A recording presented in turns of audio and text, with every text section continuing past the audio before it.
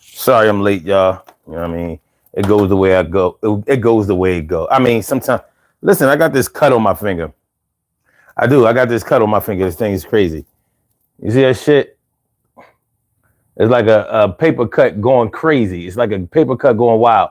And the reason that it's shiny like that is because I put this stuff called liquid bandage on it. I got this stuff called liquid bandage on it.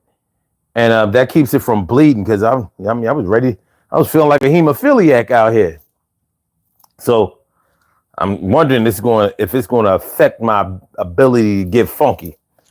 But nonetheless, I'm going to try to get funky. So let's go.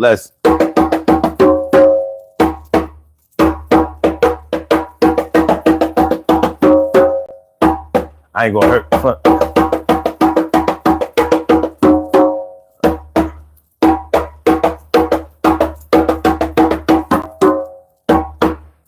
It do hurt. But we're going to make it hurt. We're going to make it right. Yeah.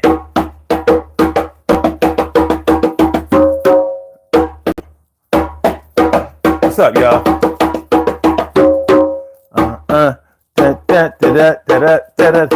Urban therapy. Yeah.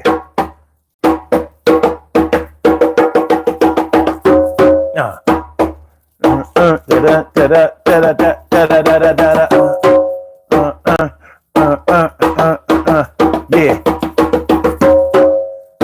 What y'all know? Yeah.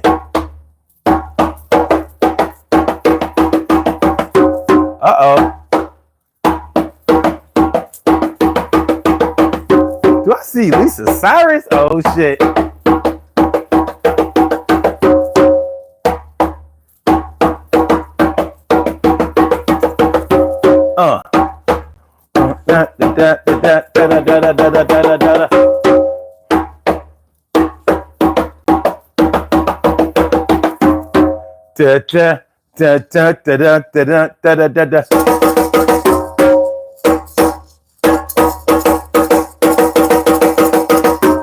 What's good?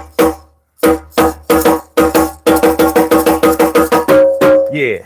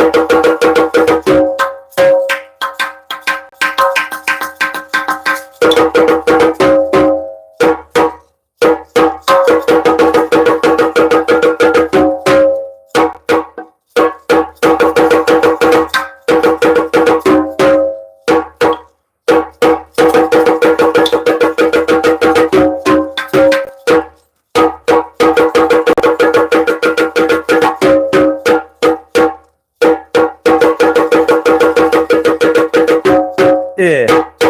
Urban therapy, baby. What? Let's get right in.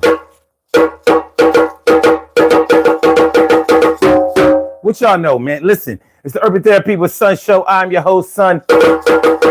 Sun. 752. Y'all know how we do, yeah. We always shine when we come through. What? and it's never gonna stop when the shoe drops. We don't have to worry about the law, don't call the cops. But if you do, then we're gonna have to change up the whole trajectory. I'm projecting, see, I'm gonna make sure that we're gonna keep it rocking. It's things going on, and it's never stopping. Yeah, son, 7-5 and the rest of the vibes, y'all know how it's live. And then it's never stopping. We're gonna do this thing just like drug dealers copy.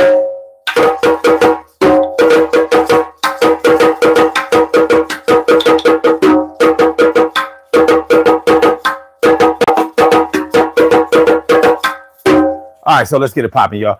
Urban Therapy with Sun 752. This is the Urban Therapy with Sun show. We do this every single Saturday from 1 p.m. till around 2:30-ish. And the reason that we say 2:30-ish is because sometimes it gets so heated that we just have to do a little OT on a Saturday. And it is Saturday. This is the show where adults come out and play with other adults. We laugh, we cry, we argue, fuss, and fight, go back and forth with each other, bust it up all crazy. We take an introspective look into our own personality to see the way that the universe projects us into this thing called the world and try to figure out this thing called life. I'm your host, Sun 752.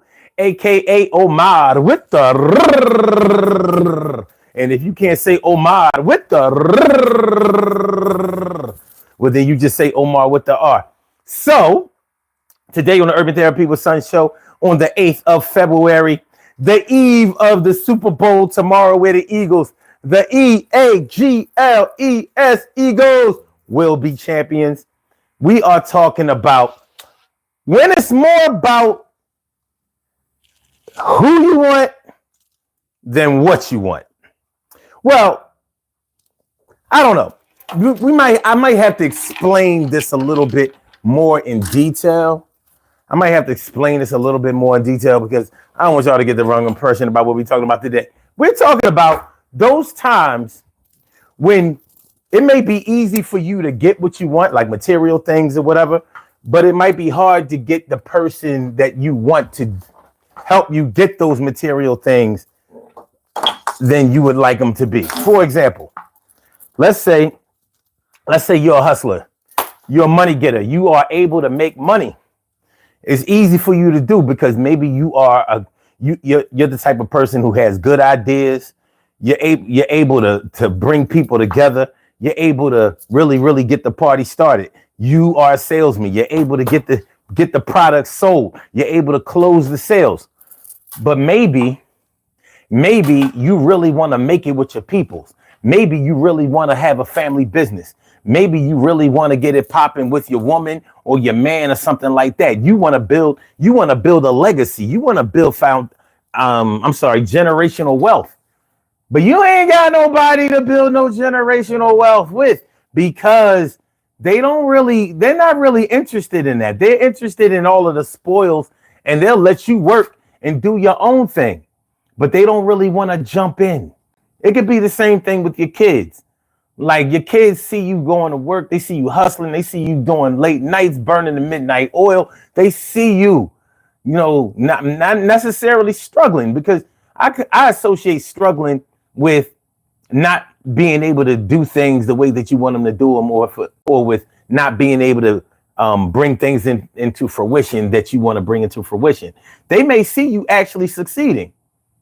And normally when people see you succeeding, they want to jump on and get on the bandwagon, but it's not always like that. And sometimes the people that want to get on the bandwagon, the people who really want to contribute, aren't the people you want to contribute. You want to handpick your team. Like, come on, man, get on my team. You know what I'm saying? You want to make this thing happen. It's like a pyramid scheme. That's not a pyramid scheme. I'm trying to tell you, come on and get this money. Stop being a bum. But they want to be a bum. They want to be a bum. What's up, y'all? What's going on? Let me see. Who we got? Grown woman, don't try me. What's going on, mi favorita? Good to see you always. And Stacy White holding it down for the D all day, every day. What's good? And also Lisa Cyrus. Well, I said, well. Talking about I got ashy hands. That's my trademark. You know what? And I do have some shea, but I ain't putting none of that shit on. You know what I mean? These hands go to work. I wash these shits. Plus, I gotta nurse this cut. This cut is nagging. Okay, and And Sake Asala, my people, Sake Asala, what's good? What's good, my dude? Good to see you always, always. And my namesake, Omar. What's up, my dude? What's up, man? We was just here a few hours ago. Here we are back again, riding tall in the saddle. And my brother Ansel Jones is in the house. What's going on, my brother Ansel Jones? How you feeling, man? All right. So this is what we doing. This is what we doing today. We talking about when it's about who you want more than what you want. When it's about who you want more than what you want. Do you understand what I'm saying? When it's about who you want more than what you want. So I said, hookah. So, you know, you can have all the success in the world and you can be out here getting money, you know, striving out, getting things, messing with him. You can't afford 2 chicken wings. You may be out here really, really doing your thing and making it happen. However, you know, if you don't have somebody that you can share it with, or you can't do it with the partner that you want to do it with, sometimes life can be a little unfulfilling, and it can make a success seem like it's unsuccessful. Does anybody understand what I'm talking about?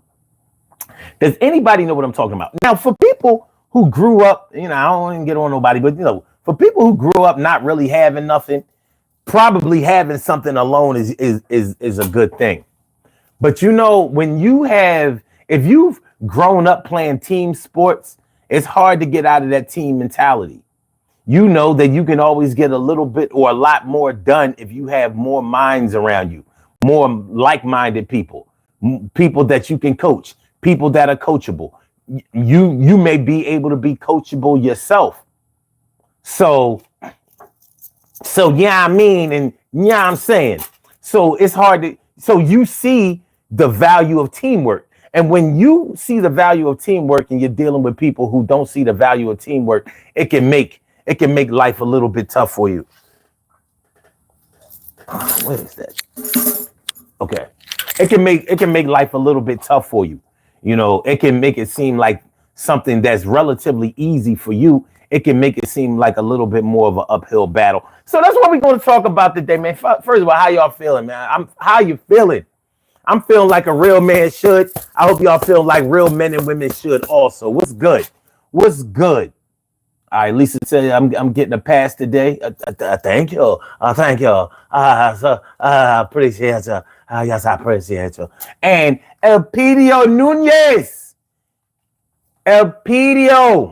Nunez, what's going on, my peoples? Good to see you. Good to see you.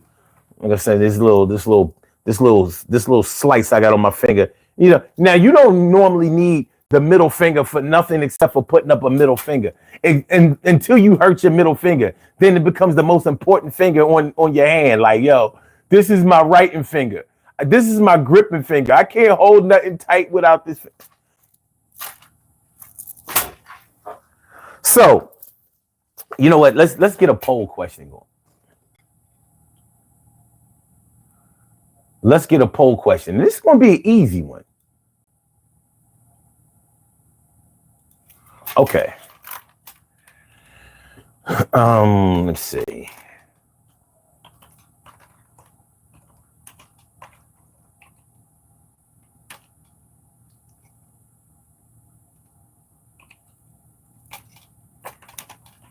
This is an easy one. Man, my brain ain't working all that today, so I can't ask no intricate, super deep questions.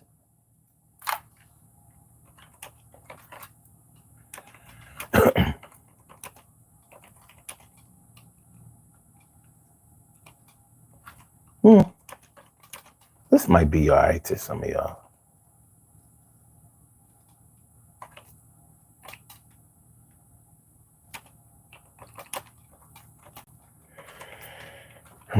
Okay. All right, here's the question. Here's the poll question. We're going to start it off with this. See what y'all think about this. Would success feel like success to you if you had to be successful all by yourself?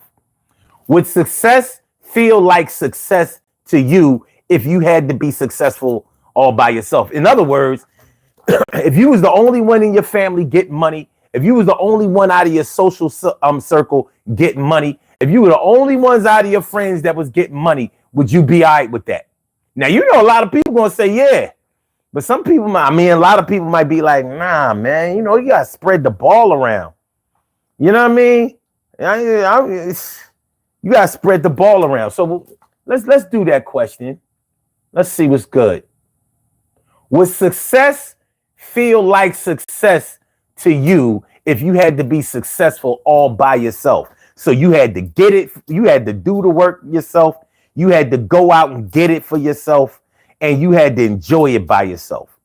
Cause you know how it is when you out there working hard, you grinding, you know, you burning the midnight oil, you keeping your foot on the pedal. You out there making your dreams come true. Not everybody wants to ride with you. Some people just want to get a couple of dollars, then they want to go get a couple of drinks, a couple of smokes, a couple of sniffs, a couple of shots. Everybody doesn't handle success and the process of being successful the same. Everybody doesn't do that. It's just like when you are on your job. Let's say you have a 9-to-5 job. Not everybody is going to take advantage of that overtime. Some people going to do it and some people not. Some people going to be like, listen, man, I can't wait to get on up out of here. There ain't nothing wrong with that. Ain't nothing wrong with that. Nonetheless, you know how people look at the person that's taking advantage of all the overtime. Like, damn, man, you ain't got no life. You live up in this joint. You live up in this joint. I said you live up in you never go home. You must not have no kids. You must not have no girlfriend to get rid of. Yo, you ain't getting shown no love. Yo, you are whack. All the above. All right. Do me a favor, y'all. Make sure y'all hit the like button. Hit the like button, share the show, subscribe to the channel if you haven't subscribed to the channel yet. This is the Urban Therapy with Son Show. I'm your host, Son752, aka Omar with the and if you can't say Omar with the but then you just say Omar with the R. And we're talking about when it's more about who you want more than what you want. Now, I'm not saying that you'd rather have love than to have money. I'm saying you would rather have money with somebody that you love rather than to have love all by yourself. But if y'all want to talk about it the other way, like, you know what I mean, is, you know, what's the use in being unsuccessful and you ain't got nobody to love you? All people who don't have nobody to love them, they always successful. Because who ain't nobody bitching about you doing a bunch of overtime. Ain't nobody bitching about you ain't never home and whatever. Yeah, it's easy to be successful by yourself because ain't nobody asking you to go out and have fun and attend things and come to baby showers and gender reveals and gay marriages. And ain't nobody doing that. You know what I'm saying? You just out here scrambling, son. You just out here scrambling. All right. Let me see what we got. And so Jones says, someone sees a problem bigger than others. Someone one sees a problem bigger than others. Okay. Now we good, at least. All right. Elpidio Nunez says, it's worthless to me. He says, love the hard work. If my loved ones can't benefit from it, it means nothing to me. A man endured. Now, I can't be mad at you for feeling that way. You don't feel that much different than a lot of people probably feel. You know, I mean, it's a real thing. It's a real thing. Some people don't. I mean, to be honest with you, I don't want to be like, if you're rich all by yourself, like rich people normally hang around up with other rich people. They network. They help each other make more money. They show each other the tricks of the trade. They learn from each other. They have a camaraderie. They have a fraternity. They do their thing. You don't see one guy like on some Mr. Krabs shit. Was Mr. Krabs rich? I'm not sure if we ever got that established on SpongeBob. Was Mr. Krabs rich? I don't remember Mr. Krabs being rich. But he was definitely the owner, right? Krabby Patties. But let's say Mr. Burns on The Simpsons. Mr. Burns on The Simpsons was rich. Now, I didn't know you could buy a nuclear plant. Ain't that where Homer worked in a nuclear plant, right? Right? That's yeah. That wasn't King of the Hill, right? It was Homer. Homer worked in a nuclear plant, right? Tea is hot as hell. I ain't trying to burn my tongue. Some people can deal with a burnt tongue. I can't deal with a burnt tongue. You know what I mean? Burnt tongue ain't no fun. He owned a nuclear plant, right? Like, who owns a nuclear plant? A nuclear plant? Dangerous work. You know what I mean? Nuclear energy, I don't know. But yeah. So, you have Mr. Burns rich all by himself, exploiting all of the employees, even the bad employees like Homer Simpson, but and it's like Ebenezer Scrooge around Christmas time. I guess he didn't have any problem, having all of this money and just being miserly and keeping it all to himself. But for a lot of people out here, success doesn't really feel like success if they have to be successful all by themselves. If you can't get your people involved, if you can't help anybody else make money. Now, I have to take into consideration that if you talk about getting money, if you talk about making a lot of money, more than likely you have some type of leadership qualities. Well, what kind of leader does not bring somebody up with them to make money with them? Puffy, that's who. P. Diddy, that's who. That's not entirely true. Puffy gave out a bunch of bad contracts and he exploited cats, but he did get him money. Mace can't front. Mace got rich off of Puffy, took the money, and went and got rich off of Congregation. Stopped being a preacher. Now he on a podcast made up with Cameron. They got a nice little podcast. Mace is rapping again. He was always good at that. He rapping again, cursing again. I heard it. Is he godly at all anymore? Is Mace okay? All right, we gonna get off Mace. What up, Dimples D's in the house? What up, Dimples? What up, Dimples? Dimples D's, what's good? How you feeling, man? How you feeling? Good to see me, some of you. So yeah.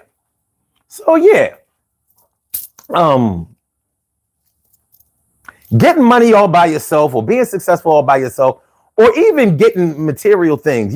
It's not necessarily always about your personal success, but you may be in a position where you are getting material things that you've always wanted. Maybe you just work hard for them and you're able to obtain them now. A house, a car, or whatever. Like G-Class Benz. You riding around in the G-Class Benz, don't front like you don't like a G-Class Benz. That shit hot. You know what I'm saying? The G-Class, your SUV in it, you G-Class Benz in it. Or what are the other ones I like? I like that what's that premium company that Hyundai has? Genesis. You got the Genesis. The Genesis SUV is hot. Like, yeah, you got the new Jenny. You got the new Jenny. Maybe the Jaguar Jeep, the Jaguar SUV. Anyway, you don't want to ride in the Jeep all by yourself. Not all the time. You might want to be in the car by yourself when you want to play music that you think other people won't enjoy. No, not the Lex. Genesis is made by Hyundai. So it's the premium Hyundai. So it's like a SUV that's fly as shit that also has an engine that won't die. Go figure. My man Troy Diesel. Troy D's. My man Troy McNeil and I all up in La Casa. What's going on, my dude? How you feeling? Good to see me, some of you. Hey, man, I gotta ask you something. I gotta ask you something, man. What's up with your store, Noble Mobile? What's up with your store, Noble Mobile, man? They've been closed for like 2 weeks. What's good? I hope ICE didn't get them. I'm being serious. I hope ICE didn't get them. They've been closed. I've been calling because I took some headphones around there for them to put a new battery in because they was Bluetooth headphones. And they got my headphones up in there. I'm calling the jump, and get no answer. Shit crazy. Shit's crazy, son. But anyway, I don't know if you know anything. But I went to the store. I looked in the store. They got mad product in there, but ain't nobody there. Ain't nobody there. I'm hoping ICE didn't round them up and send them back because, that shit been happening. Okay. Let me see. Omar says Lexus was literally called luxury export to the U.S. because they were sick of Toyota being looked down on. Mm-hmm. Now Lexus is actually an independent company, still under the Toyota umbrella, but independent. It's the weirdest thing. But they wanted to be able to have Lexus without the label of having of being an upgraded Toyota. Now, anybody who drives a Lexus knows that there is a difference between Lexus and Toyota. They're built on the same platform, the same frame, but the insulation that's in a Lexus, is the biggest difference between a Lexus and a Toyota of the same body shape or whatever. You close the door to a Lex, you don't hear nothing outside. You turn on the music in the Lex, that should be like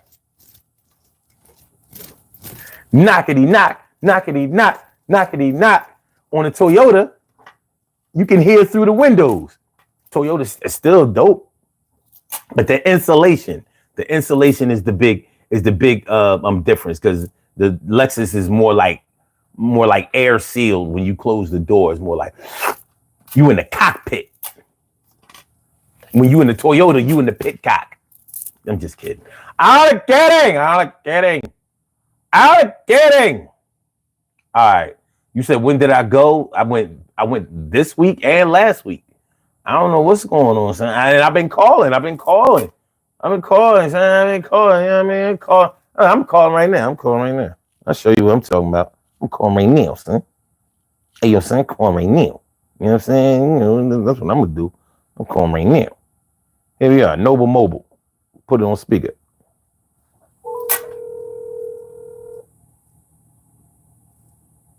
Yeah, Noble Mobile. Mm-hmm. Saturday afternoon. What business is closing at 2:10 in the afternoon?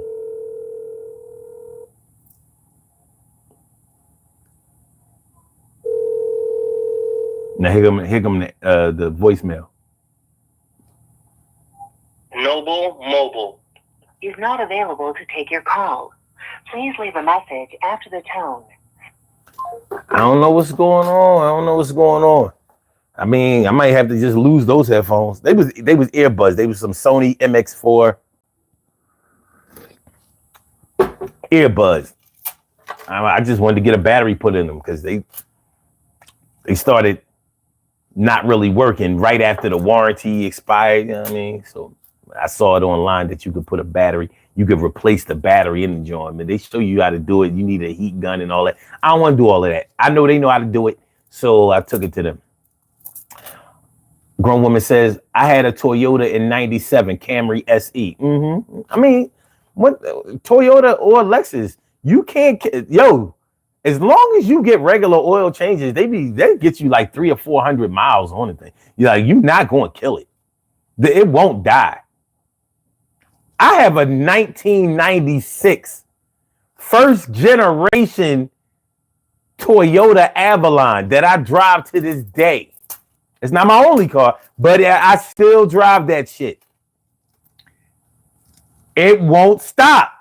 It'd be like, it's like a masochistic lover. That's all you got? That's all you, I mean, be a man about it. You hit like a bitch. I guess you was trying to knock my head off. Or were you just trying to tell me to keep my head up? Boop. I laugh at you. I wouldn't even get a hickey if you put your mouth on my neck. I don't know. Anyway, yeah. So yeah. Having a car with nobody to ride with you, having a house, nobody live in a house with you. No, I mean, if you like to live alone, I mean, I understand because I like to live alone. But however, I got a bigger house, like a big ass house. Like,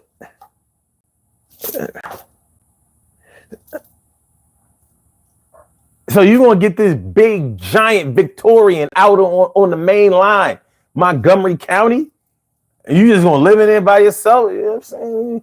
You got a crib of castle proportions, and you in there all by yourself? Is that what we doing? Original DCUO, or is that DQ? And he says on Pyru. On Pyru. Don't come in here talking that gang shit, man. We not doing that. We are not doing that.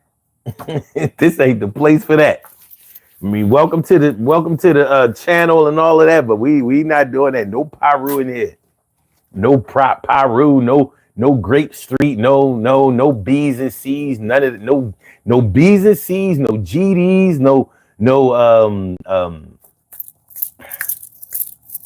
Vice Lords, none of that shit. We good. Anyway, so, but let's talk. By the way, if y'all want to call into the show, the number to call is area code 267-874-1949. That's the number to call. I said it, 267-874-1949. Yes, y'all. I said it, 267-874-1949. Yeah, get on the line. I said it, 267-874-1949. Yeah, get your shine, baby. Get your shine, baby. Get your shine, baby. Get your shine, baby. 267-874-1949, baby. Call 267-874-1949. We get you right on up in here, man. You can speak it how you feel it. There is no censorship on this show. I do not believe in censorship. I believe in respect, but I don't believe in censorship, man. You got to say it. You got to say it to say it. Get it off your chest. Let the healing begin. If it's a healing situation, I'm just saying. So we talking about when it's more about who you want than what you want. Have you ever been in a situation where it's more about who you want than what you want? You know, some people make more money by mistake than other people make on purpose. Some people just have the knack to go out there and make the paper, while other people really struggle to make the paper, but they may be really, really lucky in love. What do you know about struggling to make ends meet, or to get ahead and live the American dream? But you might know a lot about love. You might know, like, yeah, my baby is with me. You know, she helping me build. She helping me, make it out here. Or in the case where we talking about a woman, they might have a man that's really by their side, but both of them are 9 to 5.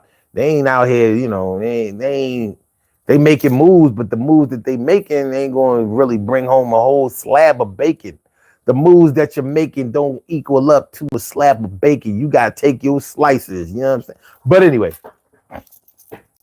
and that's not a bad thing. I'm not saying that that's a bad thing. Not at all. Not at all. I respect everybody's occupation and their energy and drive. Hopefully you have some energy and drive. You work hard enough, you plan hard enough, you're going to make it out here. But is it worth anything when you don't have anybody to spend it with? Or, Now, I mean, there can be plenty of situations where if you are a go-getter, if you're the type of person that makes a lot of money or makes good money, people will gravitate towards you, but they're gravitating towards you just so they can, piece off for what you have. They're just really trying to, get some of what you got. And for some people, that's actually okay. Not everybody is bad with having people who are leeches and hangers on. That makes some people feel empowered. It makes some people feel like, yeah, no money, man.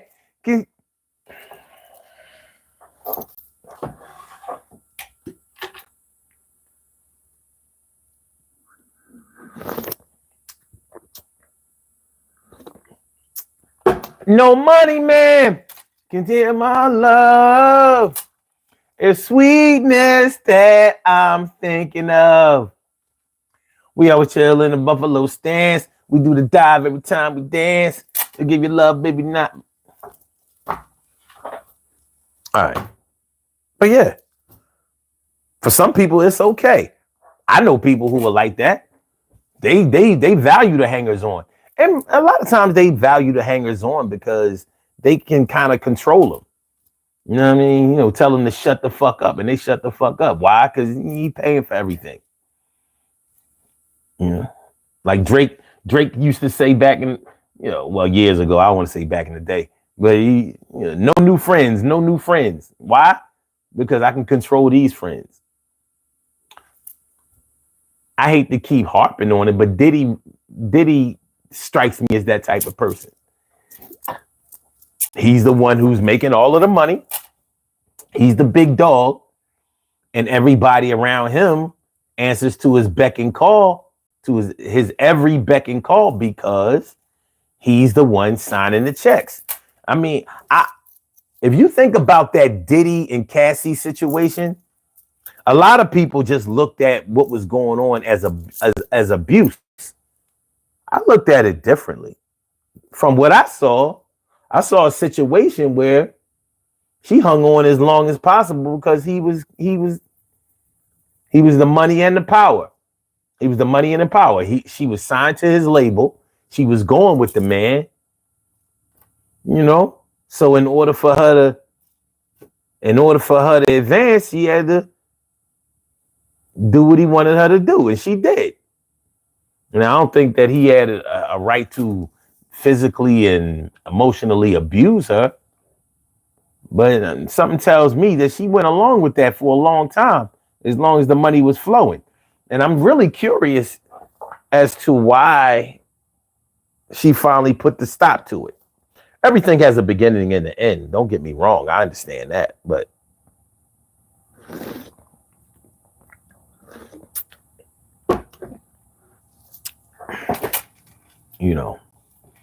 she didn't just stop messing with him. She sued him successfully. And she was going to tell all his shit. All y'all snitching ass exes, always snitching. But it is what it is. Whether you support. Let me ask y'all this. And let me ask y'all this. Because I've heard differing opinions on this shit. And this is off topic, but this is talking about the Diddy shit. From a legal standpoint, try not to get your feelings involved in this so much. Do you think that Diddy should have been denied bail? Just keep it a buck. Should he have been denied bail? Because when I looked at that situation, I was like, he didn't murder nobody. The only offense that I know of where you can't get bail is murder. Because if you're accused of murder and if there's evidence to support that if there's evidence to support that you may have or most likely have committed that murder, yeah, you can't get you pose a danger to the public. But bail is only supposed to be used to ensure that you will make it to court. So I'm like, when he couldn't get bail, I was like, what are the charges?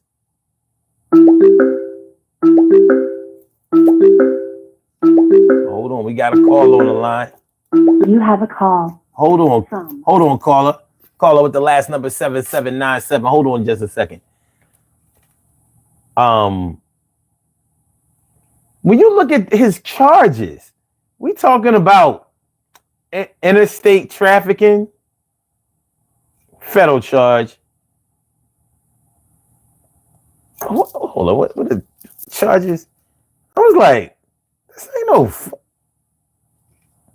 But they reasoned that the reason that he was denied bail was for his own safety, because out here in the world, somebody could have sniped him. I'm like, oh, so y'all protecting people by keeping them in jail now? That's what you're doing? Well, how noble. How altruistic. All right. What are the charges against Diddy? All right. Let me see.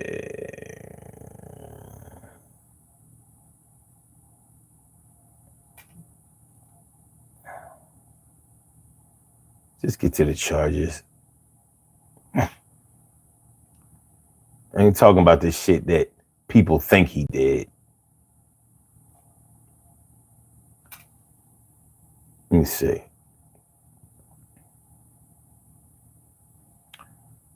All right.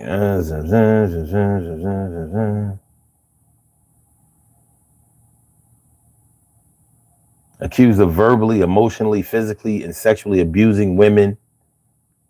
It's not his official charges. Get the fuck out of here. What is it? I saw it the other day.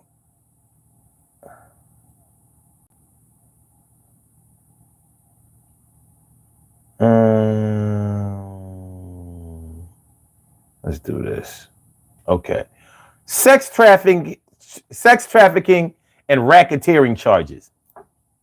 And his racketeering charges are linked to his sex trafficking charges. So they saying that he was flying chicks in, so they could have them freak offs. It wasn't even like he was selling anything. So what's the racket? Normally, when you talk about racketeering, you're talking about money.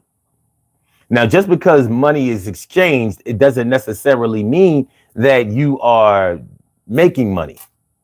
So if you are flying chicks in and paying them for sex, that's prostitution, basically, across state lines. I don't know. But sex trafficking and racketeering. So they're saying that Diddy was a flight risk. I'm like, well,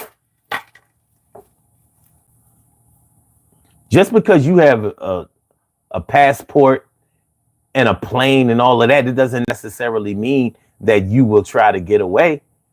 Like, what do they have to support that he was a flight risk?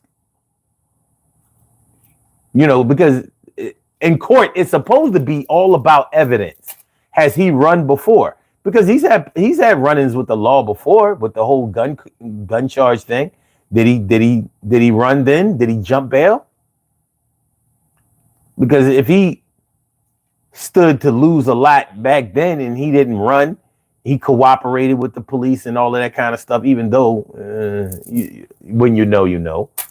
But what was his risk of fleeing?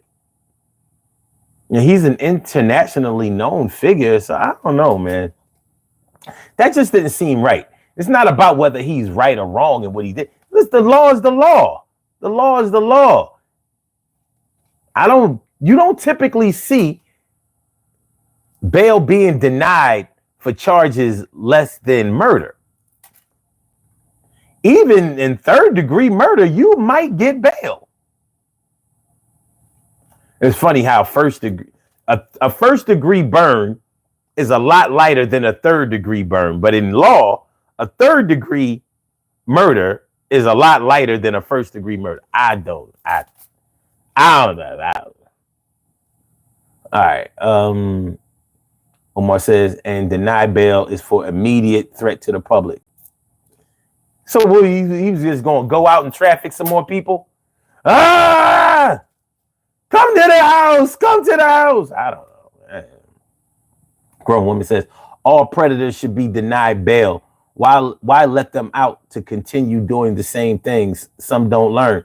You have to prove that first. That's the difference.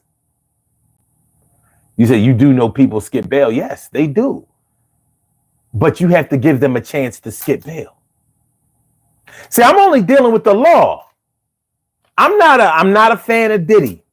I've never really liked him. But the law is the law.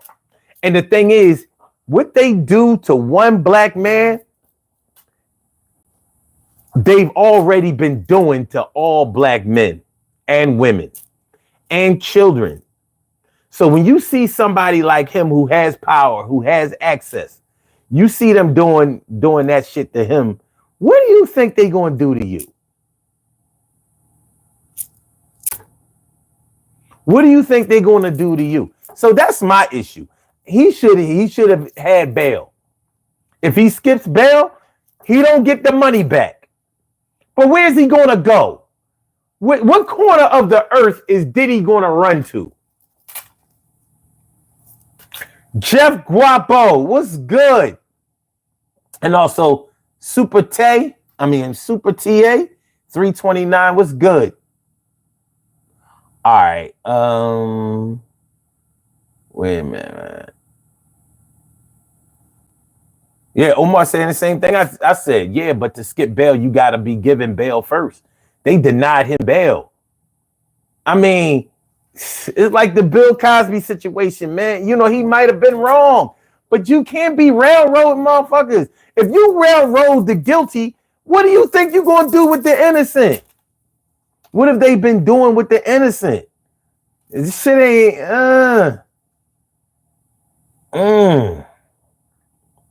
And they was also saying that he was they were afraid that he would coerce witnesses into changing their testimony and all of that. Well, let them tell on him. Cheryl Halsey, what's good, Cheryl? How are you? Good to see you. Good to see you. Grown woman said he was a flight risk, private jet, and people with money to aid him not being captured. You mean like Donald Trump? He got a plane.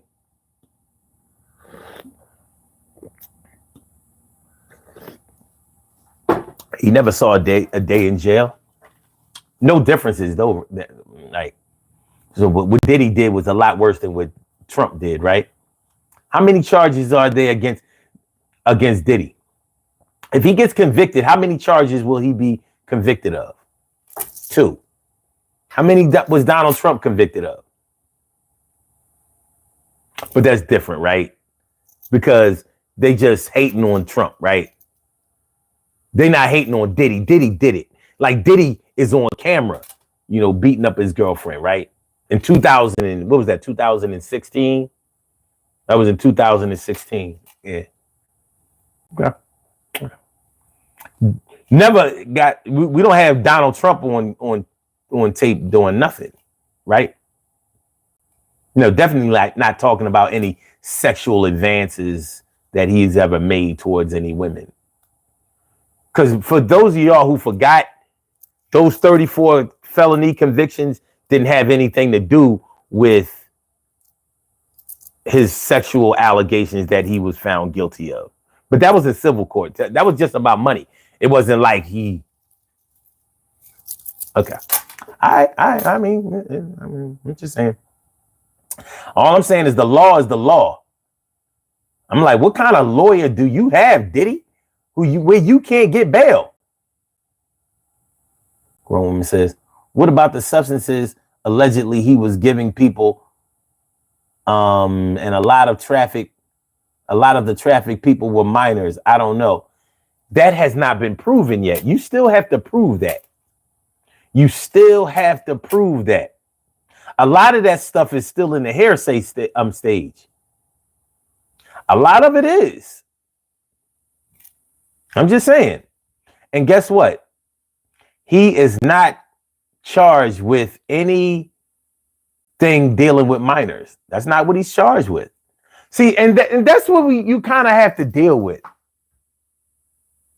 He's not charged with any crimes against minors, because I would agree that he should be denied bail too if he was charged with it. Now, of course, we've heard people say that he's done that and all of that, but that's not what he's charged for. So charge him. You know why they won't charge him? Because they don't have evidence. They do not have sufficient evidence to charge him with that. Because if they did, they would. With Michael Jackson, they had sufficient evidence to charge him. Hold on, I'm about to get to this phone call. I'm almost. I ain't forget about you. I got you, dog. Okay, I just want to make sure that we get these. I just wanted to discuss this with y'all. You said you have the same name, so there's that. What same name? Okay. Jeff Guapo says Diddy fucked up and went against God's word. That's why he can't fight them back and hold them accountable to this being one nation under God, holding them accountable to God. Trump and Diddy are the same people. Grown woman says there's so many allegations about Diddy, you really don't know. But I'm talking about his charges. There's probably allegations against all of us. What have we been charged with? I mean, the law is the law. The law you can't charge somebody with a rumor. You can't do it.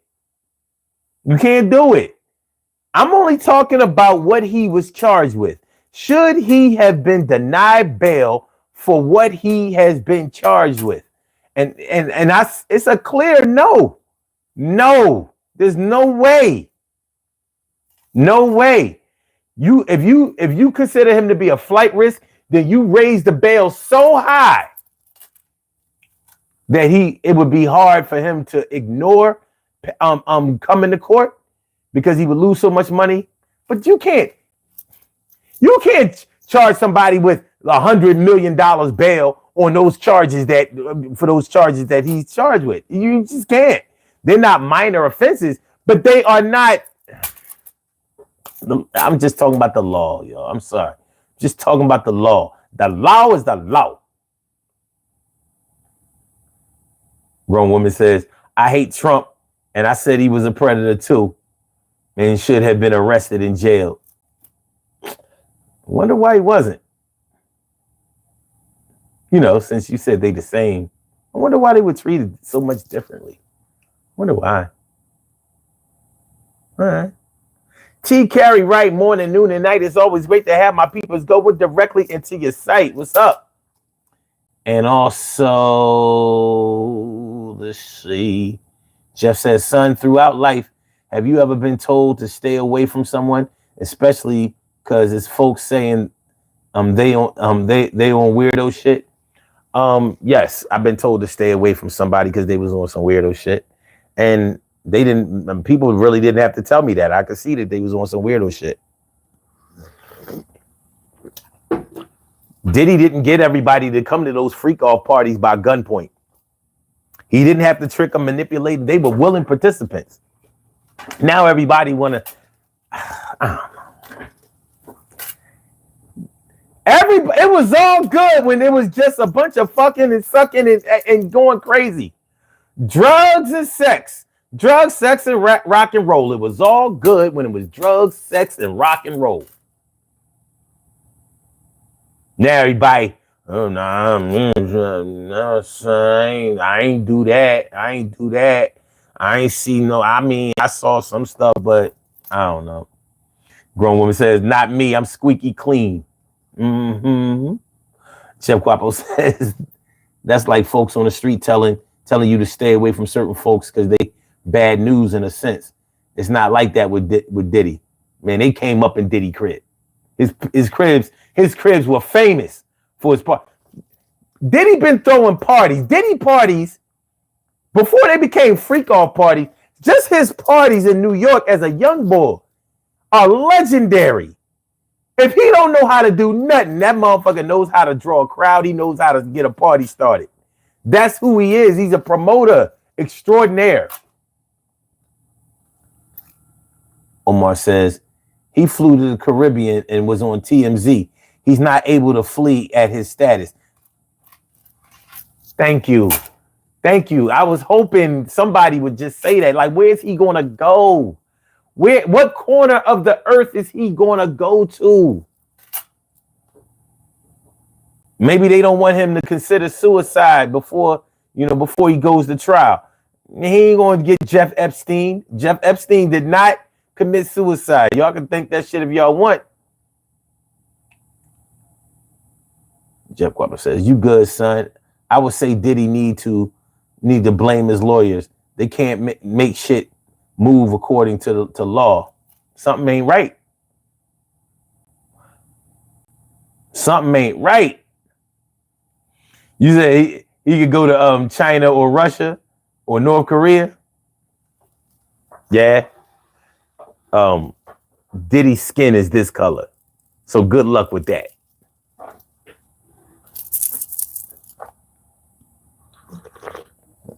I'm just saying.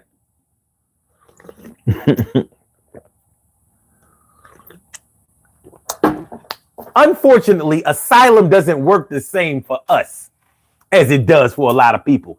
Even when we got a stack of money stacked all the way from the ground all the way up into a cloud. Yeah, it's a little different. Yeah, it's a little different. All right. Oh, shit. My bad. All right, we ready, Troy. We ready. What's going on, boy? Man, feeling like a real man should. You already know. Oh, you already should, man. Hey, boy, man, it's good to be back with the family on the podcast, man. Always. Much love to everybody. Grown woman, T. Carey, right, son, 752, what you want to do? Listen, Diddy. First of all, the judge did not ask Diddy to pay $100 million. Diddy offered $100 million to bail himself out. He denied him. Then he went back there and told him that they can put him in his own, that he would wear ankle bracelet and he won't have contact with any other women other than the mothers of his children. And they denied him again. Mm-hmm. So, but it takes me out of the hypocrisy, because if you go on Netflix, you can see a documentary on Jim McMahon. That's McMahon. Uh-huh. And they show you everything that he did to people, everything he did. He has yet to be locked up. Uh-huh. He has yet to be locked up as of yet. I don't condone anything that Diddy did, but let's just think about this. The law is the law. The law is the law. Yes. Anyway, go ahead. Let's just deal with the law, like you said. Mm-hmm. And I agree 100%. Let's deal with the law. Not just, well, I assume he did this, or I assume he did that, or we thought about. You can't get locked up over thoughts and assumptions. It goes straight forward. That's the law. But the thing that takes me out is, I can't gravitate to how things. First of all, you come out and you announce about baby oil. I don't give two shits about baby oil. I don't care about fake penises. I don't care about all that. That has nothing to do with his charges. That right there was just to degrade him and belittle him. Shit, I got 3 bottles of baby oil in the house right now that I need for me in my house. Shit, fuck this damn Diddy party. I need that for my damn dry ass skin. Fuck the darker the berry, the sweeter the juice. The darker the berry, the more the baby oil. You know what I mean? Yeah, I do. I don't want to hear nothing about all that other Diddy stuff. I want to hear about his charges. Why y'all ain't letting that man out? If y'all got this man out, y'all got dictator Trump running the country. He should be locked up. If I was a person that was locked up with the same charges as Trump, you know what I would do? I would turn back around. I would get a lawyer that's willing to fight for me and create a civil lawsuit against the country. Because they say we are created equal. There's no difference. The president should be no different than us. You commit a crime, you do the time. Yeah. That's how it goes. You commit a crime, you do the time. Whether you're a president, whether you're a senator, they got senators that have to step down because they committed a crime. They got congressmen and congresswomen that have to step down because they committed a crime. This has nothing to do with the shit that all that other shit I'm talking about. If we talking about Diddy and we talking about all this, it's just a bunch of hypocrisy. It's always hypocrisy. It is. It is always the double standard between this color and that color, and it's just tiresome. It doesn't change. It never changes. The narrative of it doesn't change. And it still keeps the country ugly. It makes the country ugly. Well, I ain't worried about the country because you know what I mean that ain't our fight. This country don't work for us. But well, we already know that. But I'm just saying, even if it doesn't work for us, it creates the ugliness in it. It doesn't have to work for us, but it creates the ugliness. It does. You understand what I'm saying? Listen, all I know is that if you'll railroad a rich black man, then you'll send my not rich black ass to hell. Right. Yeah, that's my issue. If you do him like that, you have to realize something that Diddy rocked the boat. He rocked the boat with some people that have friends in high places, and that's the thing that we have to understand. There was a lot of boat robbing, just like with Drake. Drake is gonna be next if he don't stop that fucking lawsuit, that petition and that lawsuit and shit against UMG. He better stop. Listen, this is my issue. This is my issue when it's always about who feathers we ruffled or who we done made mad and all of that. You know what's consistent? You know what's consistent in everybody who we say that about? What? They all did something. Yeah. It ain't none of them that we can say, no, they ain't do none of that shit. They all did something. So whether you made Columbia Records mad, CBS or Warner Brothers or NBC or whatever, did you do something or not?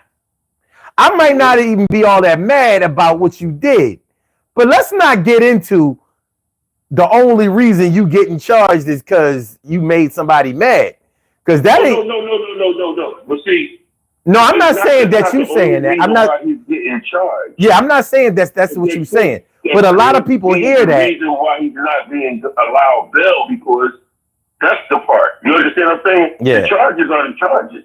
Yeah. No. I'm not saying that that's what you're saying. But a lot of people hang on to that. You know what I'm saying? Like R. Kelly made somebody mad. Yeah, probably one of them chicks you was. Yeah, I mean. Yeah, I mean. No, but see, now we in a whole different spectrum right now. Nelly? So, who Nelly? He's an idiot. He's a dummy. He's a dummy. Who? He's a dummy, son. R. Kelly. Oh, okay. He's a dummy. Because see, let's just break that one down. Now, Diddy is Diddy. R. Kelly, first of all, he was doing that for years, even before he became R. Kelly. He was doing that shit when he was a public announcement. You just don't grow into doing that. You was doing that while you was ready working on becoming a singer. Pedophilia is not for late bloomers. Yes. And then he turned back around. And the first people, it wasn't Aaliyah first. It was Aaliyah backup singers. It was one of the Aaliyah backup singers that went to the authorities first, and they didn't believe it. Then it was Aaliyah. And the reason why Aaliyah family didn't sue R. Kelly or take him to court for statutory rape was because they own the rights to his first, the record 12 play, and his first one. His first one with public announcement. They own the rights to that.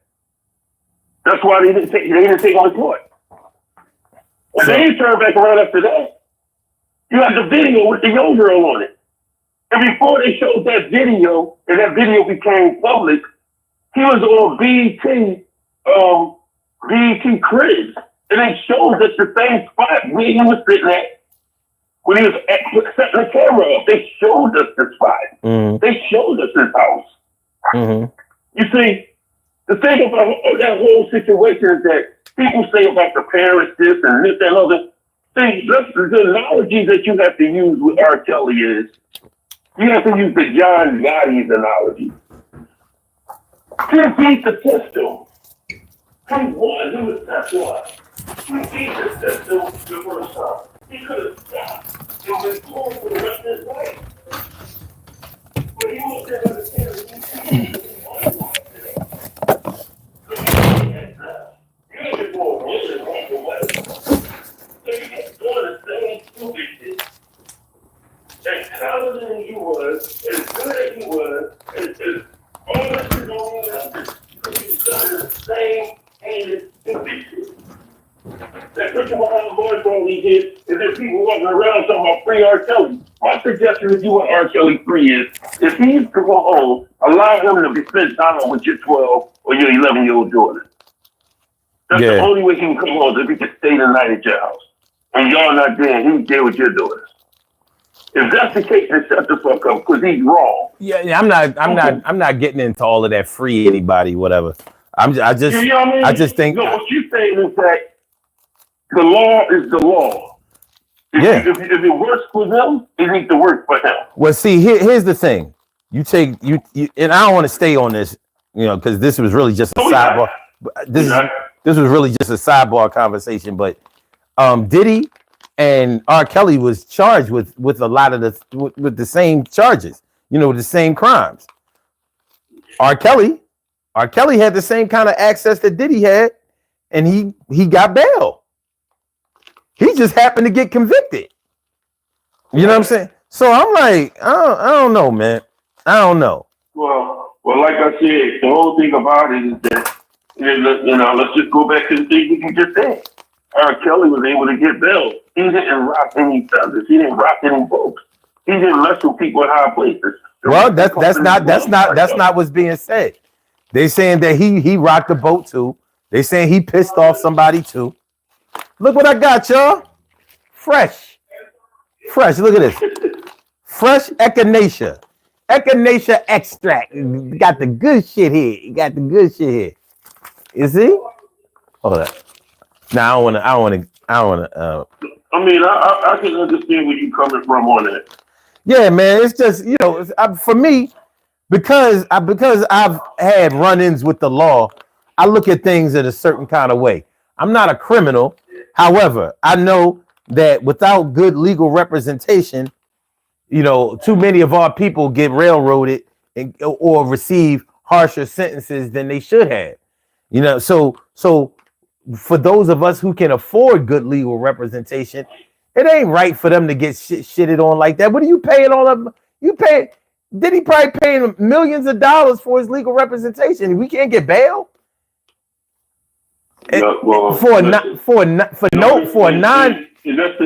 see, even if you go back to, let's just even look at and I know you don't want to stay on this long. Let's just look at Bill Cosby too as well, because this is the tripod right here. These are three amigos we're talking about. That you just in the system, like Bill Cosby, and it's what's up about Bill Cosby because this goes all the way back to the 70s we're talking about. Mm-hmm. And the fucked up thing about that takes me out is that during the 70s, their thing was partying and taking Quaaludes. That was the drug of choice back in the day. Quaaludes. Listen, man, hold on. And you know what takes me out about this? And I'm going to say the last thing about this time. If anybody that was right that went forward and said Bill Cosby done something to them, regardless of anything, I don't care if he broke the system for Martin Luther King to say, I have a dream speech, I don't care about all that. You know what the thing is that would have got him locked up? He was a nigga. In the 70s, he would have been locked up because he was a nigga. I don't care how much money he had or nothing. You touch a white woman in the 70s and you're a millionaire, that don't mean shit. Yeah. I don't care if you're on iSpy or nothing, you're a nigga. From what I know, that's how it go. So yeah, you know that. So at the end of the day, don't sit back. You can't. The reason Bill Cosby got caught up in some shit that might get an NBC shit, we don't know that. Listen, it's easy. It's easy for some of our people to get caught up into believing that they can do things and go places that they shouldn't do or they can't do or that they don't or where they don't belong. It's easy when you have money. Yeah. And everybody is smiling and laughing with you and all of that kind of stuff. It's easy to get caught up in the believing that you're getting caught up in your own hype. But you will be brought back to earth. You will be brought back to earth soon enough. But yeah, let me get to let's get back to what we were originally talking about today, which is when it's more about who you want than what you want. So we're pretty much talking about when you're able to be successful in areas or able to get certain material things, but whether it has the same value when you can't share it with somebody, or when when you want to spread the ball around and you're not able to do it. So let me ask you this. Did you see the poll question? Yeah. All right. So what's your vote on the poll question? Which is, well, my vote on the poll question was the first answer. All right. So the poll question states, would success feel like success to you if you had to be successful all by yourself? So if you could make millions of dollars, maybe even billions of dollars, would you be okay with that if you had to be by yourself doing it? Well, I would be okay with it, but I would still have to do something with it. I mean, I'm not just going to keep the money and not provide. So are you saying not provide, or is just the money and that's it? Nothing else in life to do with it?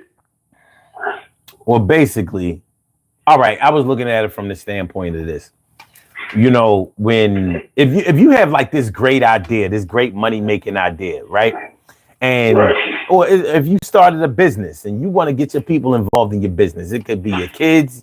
You want to see them be able to do what you're doing and maybe carry on for themselves, have generational wealth for when you're not here anymore, or maybe your friends, classmates, family members, whatever. You want to see them get it popping with you, and but you're unable to do that. Like you making moves, things are happening for you. You're being blessed. The luck is the luck of the draw is definitely going your way. But it's not for anybody else, and you're having trouble getting the team involved. Would it be okay with you just to be rich all by yourself, or be successful in whatever you do all by yourself without pulling somebody up with you or having somebody by your side? Would you be okay with that? Well, with the history of myself and the history I take about when it comes to doing business, no, I'm going down. Oh, I didn't know. All right, oh gosh, but where are you going now? What? Yeah, but my thing is that I will be happy with it, but at the end of the day, no, I will be happy with it, because with my history, I always sit back and I wait for people to jump on board with me on certain situations, and then when they don't jump on board, I say the hell with it. So if I establish myself and become a millionaire or billionaire off of something that I come up with, have a good one, okay? That I come up with, then no, I'm gonna be happy with that success. You too. I'm gonna be happy. My shit, I'm gonna be vainglorious. I'm gonna be kicking my heels up in the air. Okay. I am, because at the end of the day, I'm sacrificed. That's the whole thing about it. It's the sacrifice behind it. Right? It's the sacrifice that you put in it. Because I mean, I've told you stories about things I wanted to do, and I've tried, and I just stayed the hell with it because nobody got on board.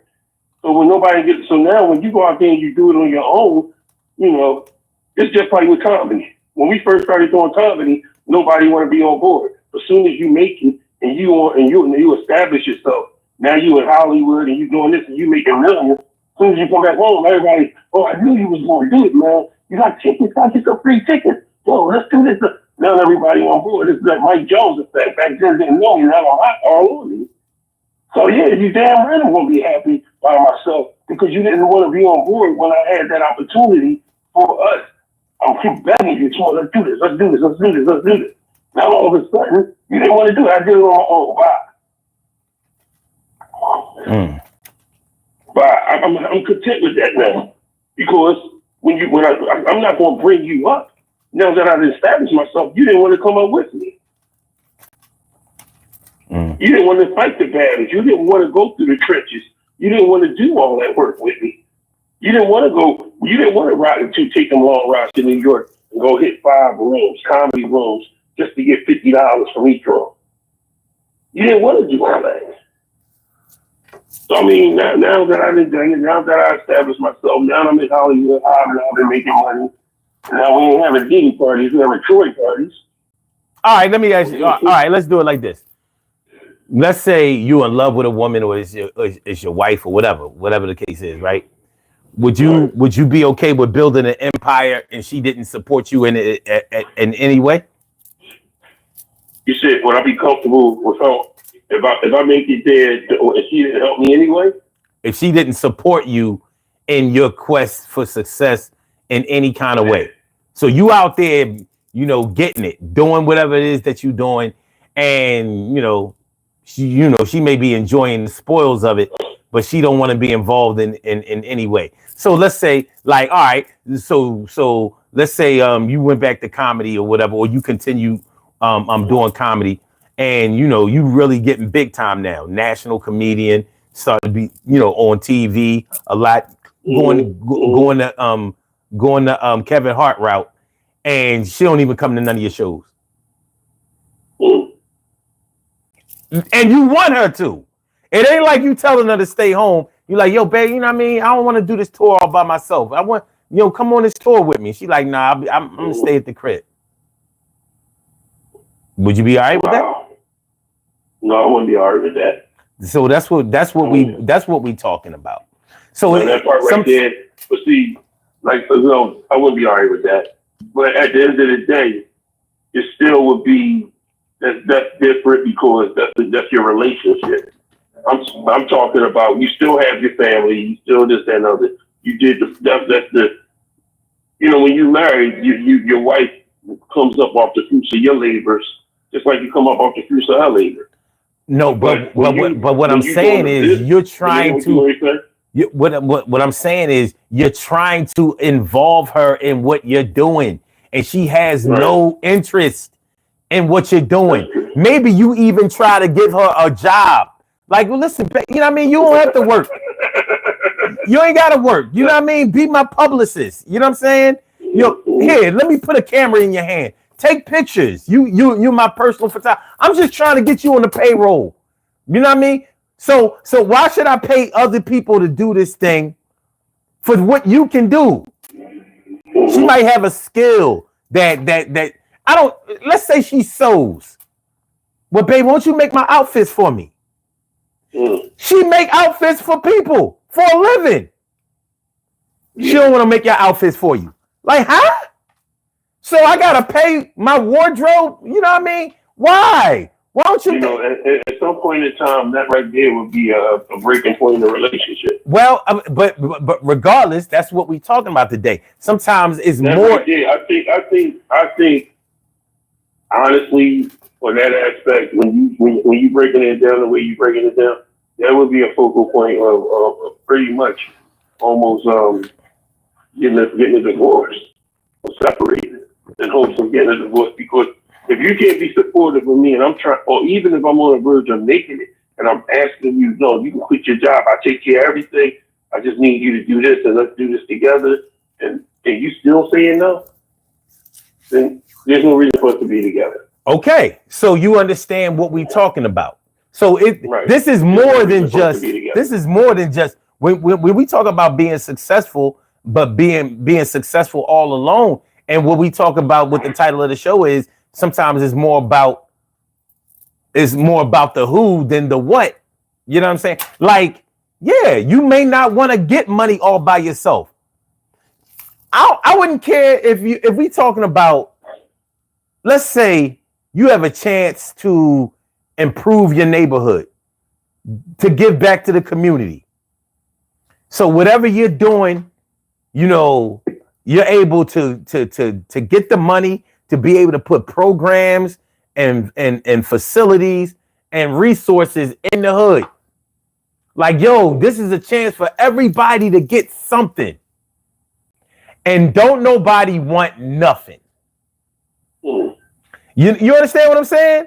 Like, now another hood might be like, hell yeah, come on over here. And you like, damn.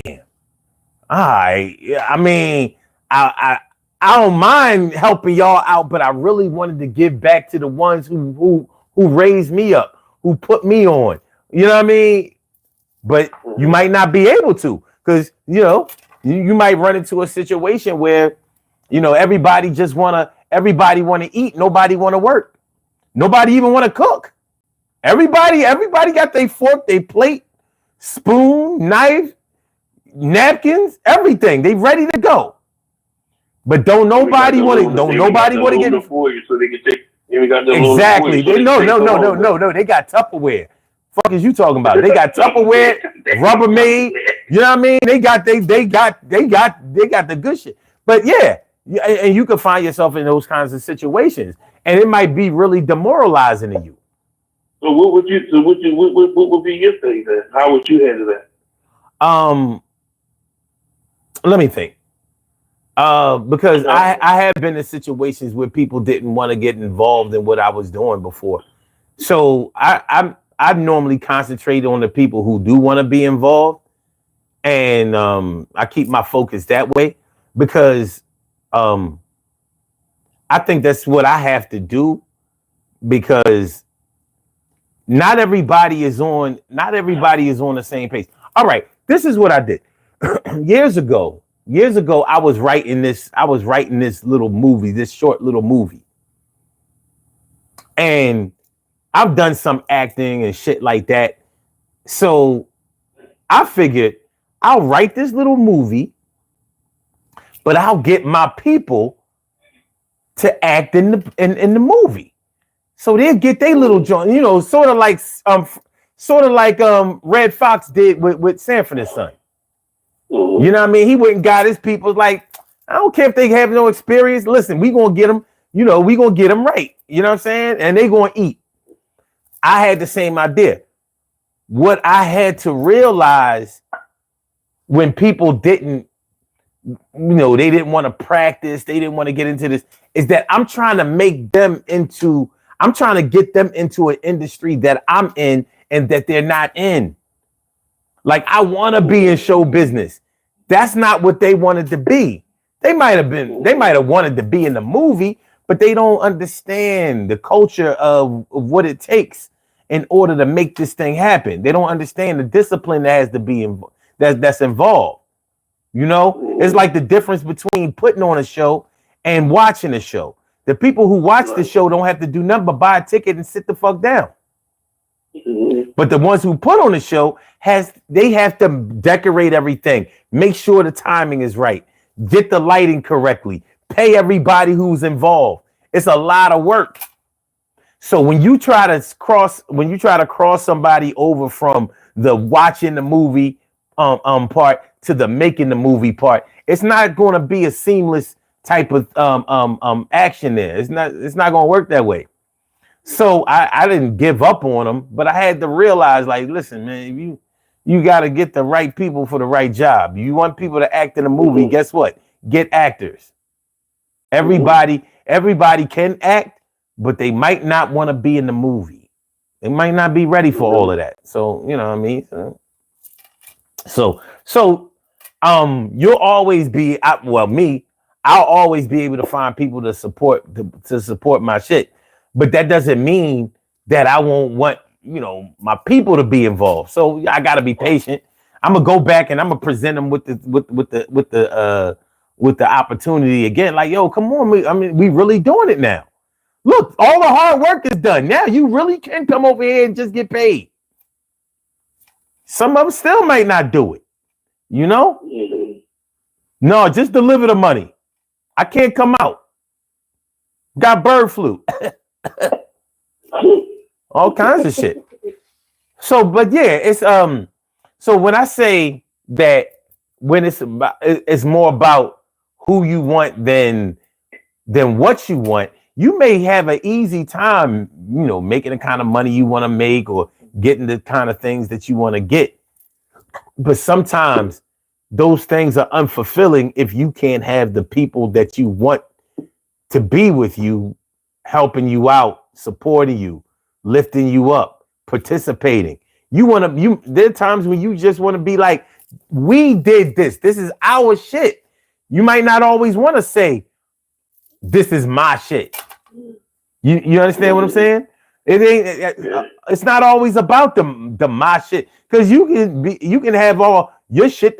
Listen, man, I play PlayStation. I play. I would love. I got more than one hand controller. I would love to be able to play with somebody. You know what I mean? But ain't nobody coming over to play 2K with me.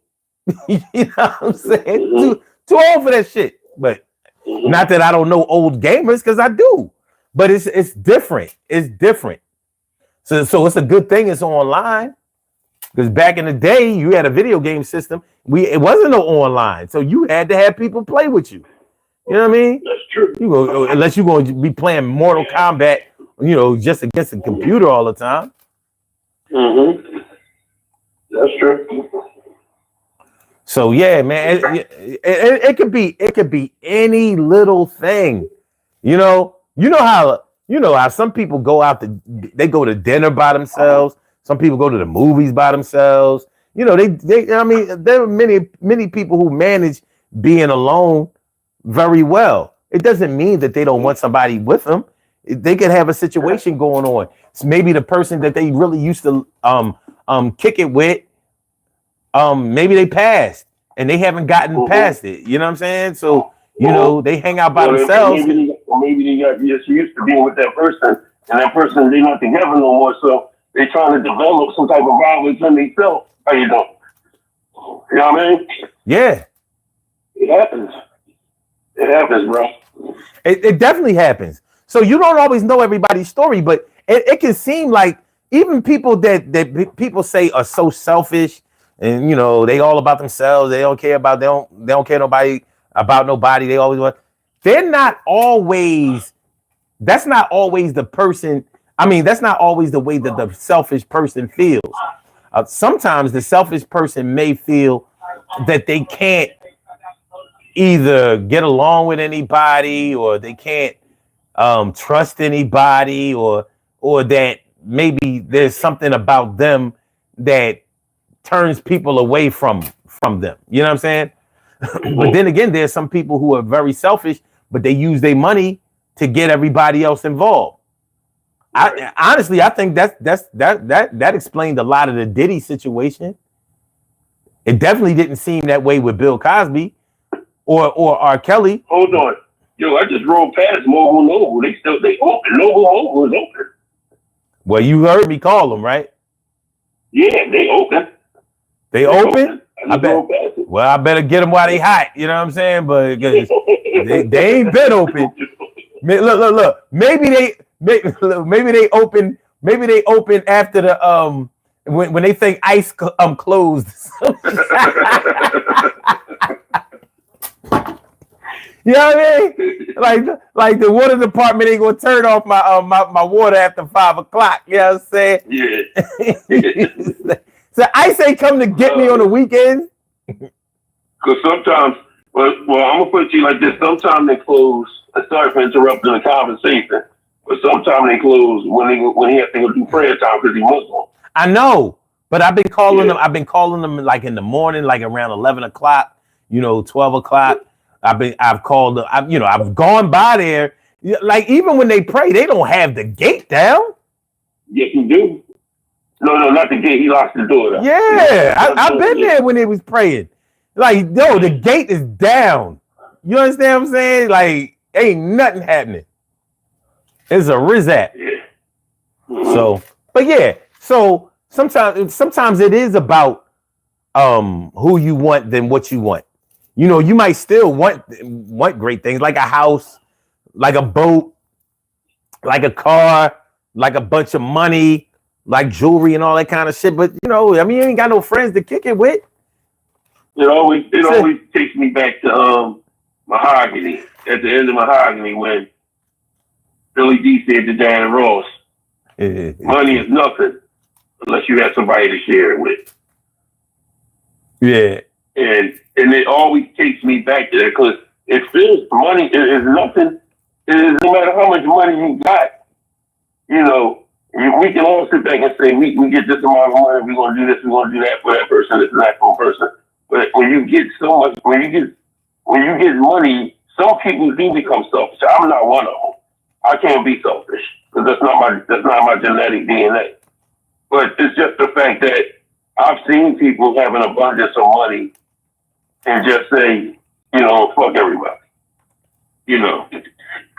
And that's the sad part about it is that, regardless of how you made it, how much work you put in, money is nothing unless you have somebody to share with. But also the part that I always have, I don't have a hard part with is if I'm putting the work in and I'm giving 110% to myself and I'm trying to get you involved with it and let you see that we can go to this next level when you don't get on board. When the shit pops, don't get mad. Don't get mad. Don't be sitting up here angry. Why you want to do this now? Why you want to do that now? No, my brother, no, my sister. No wifey, no girlfriend. No, we can't. Don't do that. But this shit happens all the time. When I told you to get on the bus, you said, no, I'm going to wait for the next bus. Mm. You know what I mean? So, at the end of the day, that's not how it works. We a team. If we work as a team, we make it as a team. If I fall, you fall. You fall, I fall. But when we get up together, oh, man, ain't nobody in the world can stop us. And that's just not in relationships. That's in brotherhood. When you and your brother, I'm not talking about just your biological brother, but when you and your brother put things together, you jump in on what your brother's been doing, and you're able to connect and help to the betterment of what they're doing, and it adds to it, and he appreciates it. You like, okay, we on that together now. Because everybody want to see everybody do something great. Most people do. Oh yeah, there you go. Yeah, but I'm gonna give you a frustrating scenario that probably you and everybody else can relate to. One of the most frustrating, demoralizing, hurtful things that you can do is try to get somebody that has the skills, the potential, and everything and all the God-given talents to do something, but they got on drugs and fell off. Like they used to be somebody that used to be the best at what they do, but they started using and then they fell off. One of the most frustrating things that you can ever involve yourself in is trying to get them back to pre-existing condition. You understand what I'm saying? So let's say that they was a mechanic. They might have been a mechanic so good, you could let them hear your car over the phone. They'd be like, this is what you need. I've known mechanics that could do that shit. Real shit. It's your alternate. Yo, real shit. Listen to it over the phone. And this wasn't the cell phone. This is back in the home phone days. The phone mate cordless. So he might have been so good at mechanic work, but he fell off, and it was like, I don't know how you forget how to fix a car, but you're not as sharp as you used to be.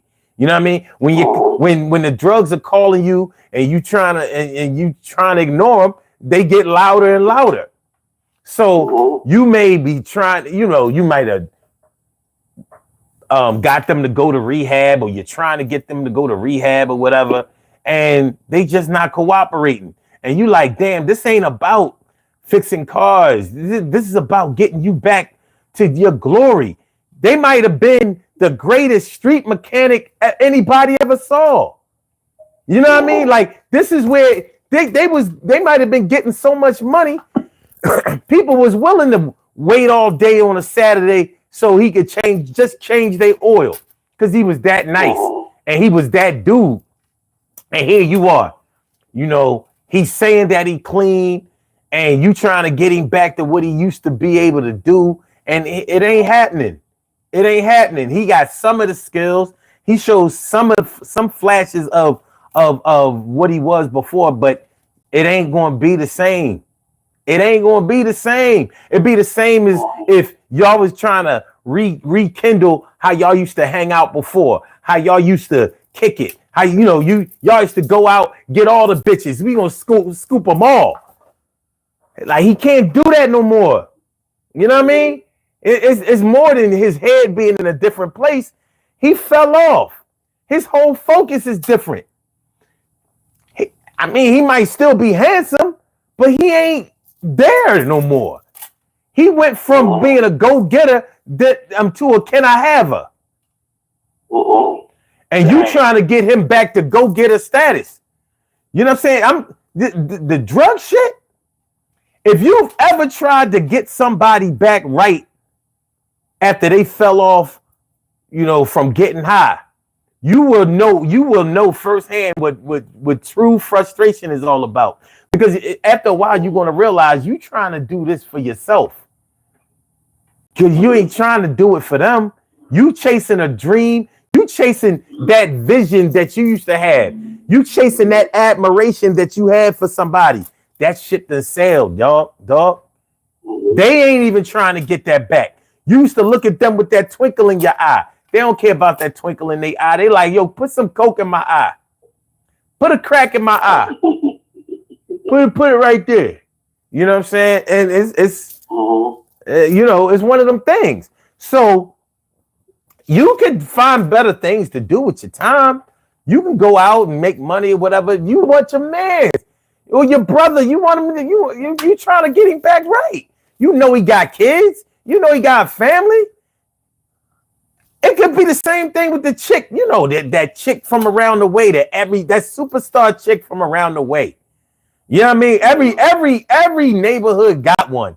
That chick, she wasn't no hoe or none of that shit, but she was that bomb. Like, oh my God, she just fly like that. She start getting high. And for some reason, you cannot accept that she not as fly as she used to be.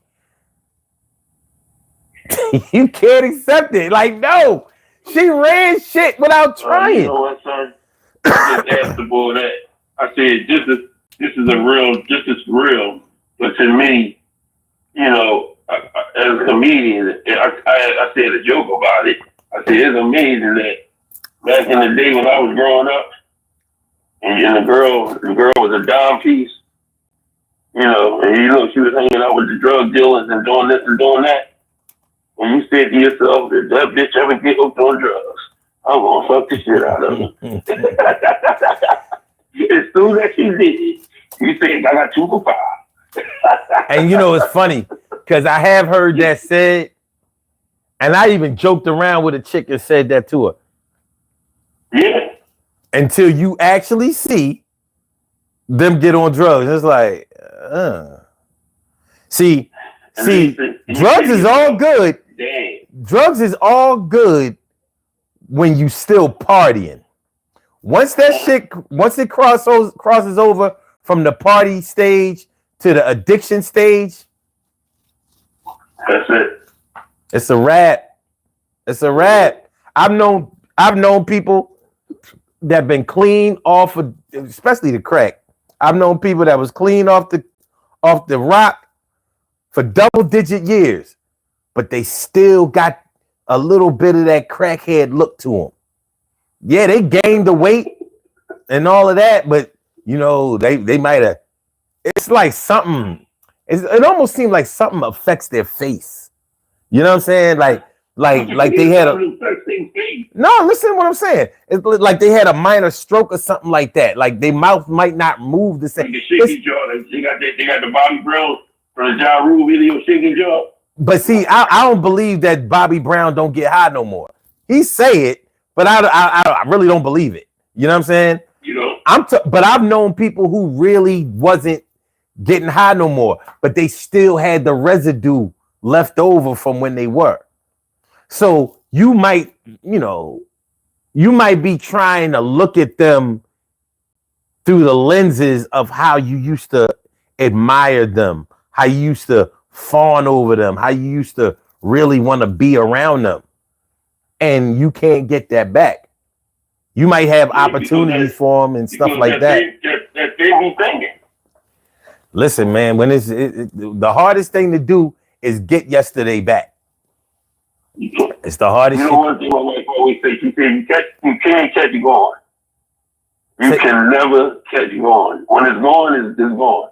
That's The facts. next day, that's the truth. You can't catch it. You know what I mean? You got to live for today because you can't catch tomorrow. You know, and you can't say anything more real than that, bro. Yep. You know what I mean? Yep. You know, but like I said, the situation when you said, you know, a lot of people don't realize that means for either a separation or a divorce. And you try to include your significant other into what you're doing, and then it becomes something real. And then once it becomes real, they just want to collect it. They just want to reap the rewards from what you're doing and not want to put the work in. No, that's not how it's supposed to work. You got to put the work in there. You want to feel it continuously. You want to still live your lifestyle. Time to work. Mm-hmm. Time to work. You're not just gonna sit back and go get your hair did, your nails did, everything did, and be fancy, huh? You ain't gonna do all that. You got to put the work in now. You got to go answer some phones. You might have to go do some tours. You might have to go listen to some shit that you might not want to listen to. But that's something that you're gonna have to do to keep this thing moving. Man, everybody, and if you can't do it, you know, shit different, man. Remember in the Chinese store. Now I ain't talking about the restaurant, the Chinese store. You know, when the Koreans used to have the corner stores. Remember, they always hired one black person to work in the store. They ain't getting near that register. But they stood right. Either they was in the deli or they stood right at the front to protect the front of the store. But the bottom line is they had a job. You know what I'm saying? There are jobs that have been lost and have not been replaced. So when we talk about, you know, the job situation out here, and you know, it ain't being, people can say all day, yeah, it's plenty of work out here, but there's very little work ethic out here. There's very little work culture out here. And without that work ethic and that work culture, you got a bunch of useless jobs. These Gen Z cats, I don't know where they think money come from. They think they'll tell you in a minute. They'll tell you in a minute $80,000 ain't no money. And I'll be like, well, where you gonna work? They like, I ain't gonna work for that. You know, son, I agree with you on that, but it's not even just the Gen Z, it's also people from in our generation that want to act like Gen Z people. You know, and the thing, the part about it is that it's always our people. Our people are our biggest problem when it comes to working with people in our jobs. Because when we say why it's our people, because you don't expect our people to be the biggest problem. You expect the other people to be it, but you don't expect it to be our people. You know what I'm saying? Mm-hmm. You expect our people to try to work. Let's work together. Let's get along. Let's do this. Let's do that. I've never worked at a place. I mean, the past two jobs, you know, and I'm a chef for a living. The past two jobs I had, I've never worked at places where they shake your hand and then ice pick you at the same time. Mm-hmm.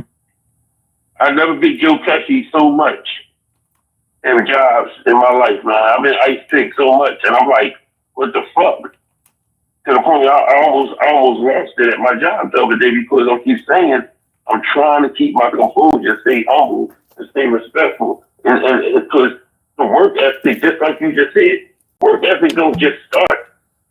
It starts at home. It starts with seeing mom and dad going out to work every day. It starts when they stay humble and you start having an understanding of who they are. Mm-hmm. I mean, once you start doing that, it carries you through life. But some people don't know that. Like I'm at a job now where this lady, she's been at this job for 30 years, but she thinks she's the queen. And she's so fucking loud and obnoxious. And it's our people. You know? And then I'm looking at it, I'm like saying to myself, and I don't like to, you know, I don't like to use the B word, but in my mind, I'm like, this bitch got me ready to just, you must don't know this comedy thing is real. And I'll be ready to light her up in the kitchen, but I know I'm gonna be out of a job. Sometimes you say things to people, they say things to you, and when you get ready to say things back, you be like, no, let me don't say that. Let me don't say that. You know what I mean? You've been there before. You know what? It's to the point now where if you're going to act out of pocket, or if you just straight ratchet and worthless, at least you at work doing it. Because it's worse when you out there on the streets. Because when you out there on the streets, I'm gonna be like, that's why you ain't got no goddamn job. I would rather wonder how you keeping a job. Yeah, man. I would rather wonder. No, man, I'm with you. But I would rather wonder how you keeping a job than to know why you can't get a job. That's all I'm saying. That's all I'm saying. It's bad out here. I mean, we are worst enemy, man. We are worst enemy, man. And another thing, like I learned the other day, like the boy was in the kitchen bragging on Trump, and I'm like, oh no, this black boy ain't going to brag on Trump in front of me, man. You talking about, did you know this about Kamala and Biden? Did you know this about Barack? Did you know this? I said, wait, brother. Did you know Trump is racist? Well, I don't mean nothing. Oh, it don't? You 40-something years old, and that don't mean nothing. See, again, although I don't like R. Kelly and his song Trade My Life, he said, what does it profit the man to gain the world and lose his soul? The Bible says that. So a man can give you $1 and call you a nigga at the same time, and you're comfortable with that. You can praise that. Well, we come from a different time, bro. That's why I said when they walking around saying glizzy to you one of them 40-something-year-old men that say pause and glizzy. That's you. I'm one of them 50-something-year-old men that say, yo, you gay if you see my stuff as a penis. Yeah. Big difference. Because see, at the end of the day, the culture don't change me. I change the culture, or I stick to the culture that I was brought up on. You don't sit back and change for these young people. Stop changing for them and be better than them so they can learn from us.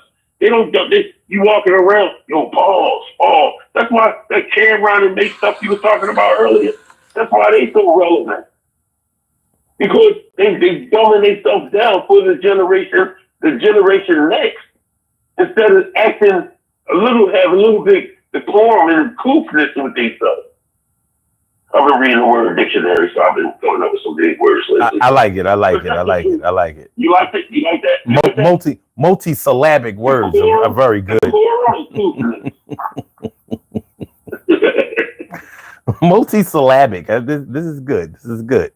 It's always good. That's the truth, though. It's always good to be able to express yourself. And that's even. Look, man, we be on this damn thing talking all day, but we won't. We won't. Because I know what you're going to say in about 10, 15 minutes. No. Actually, we right there. We right there. We got about 5 minutes. We got about 5 minutes. Actually, we got 12 minutes. 12 minutes. That's the whole part about it, son. We sit back, we try to do the best we can do to put ourselves in positions. Good. And then people don't want to get on board. They want to collect from it, but they don't want to get on board with it. That's not how life goes, man. That's not how life goes. And if the podcast family understands, I know there's a lot of people on there that feel the same way. There's a lot of people in the podcast family that feel the same way. You cannot sit back and walk around talking about my husband this or my wife that. What the fuck you doing helping that?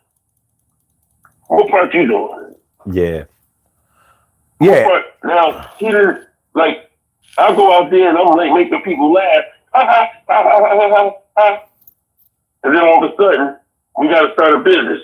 Ooh, I need to go talk to the realtor about this. I ain't doing that. I ain't got no time. I got to go to a notary appointment. Oh, for real? All right, that's first strike one. Then once you get to strike three, All right, I'm getting ready to move out, babe. Why you moving out? You know I love you. You know you love the money. You love the lifestyle I make provided. But we a team. No, we not. You ain't putting the work in. Mm.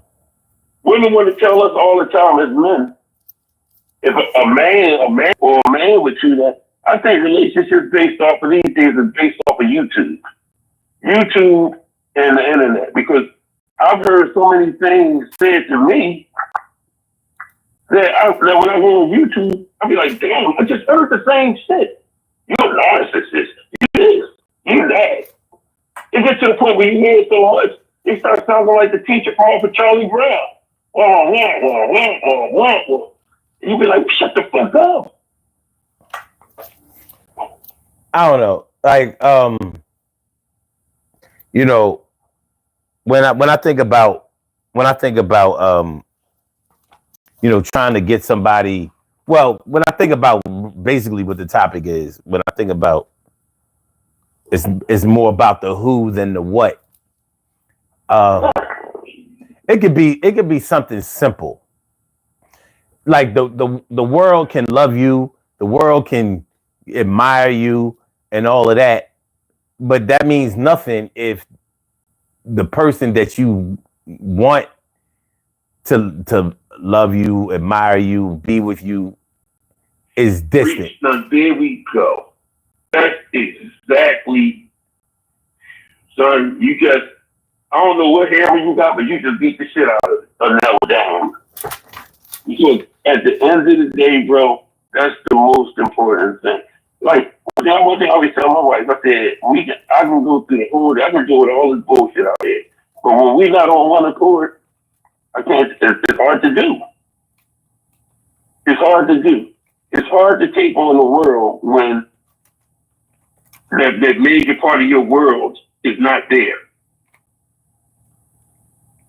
You know what I'm saying? Mm-hmm. And let's even put the business aspect in it. It's hard to take on a world when you want that person to be part of what you're doing. Like the comedy thing, you know the shit I went through in comedy. Mm-hmm. You know, and you understood it. You said, I understand that. You know, you respected it, but at the end of the day, you was like, just imagine, Troy. In your mind, I know you was like, just imagine if that aspect wasn't there. Where might you be at, Troy? And I know where I will be at because I had that hunger. That hunger was there.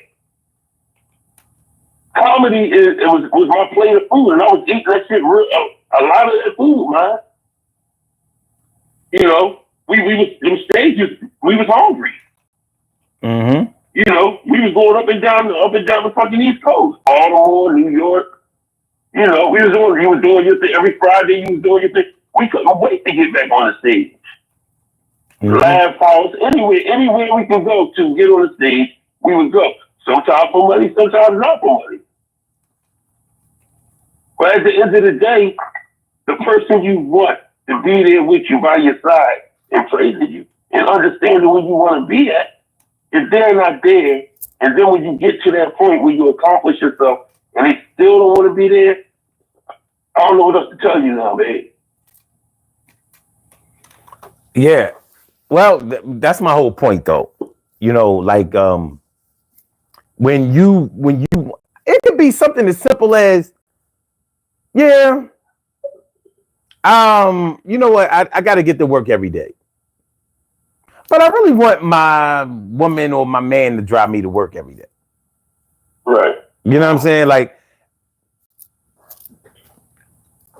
I got the money. What I really want is the time. I can't get no time. Mm-hmm. You know what I mean? I need the time.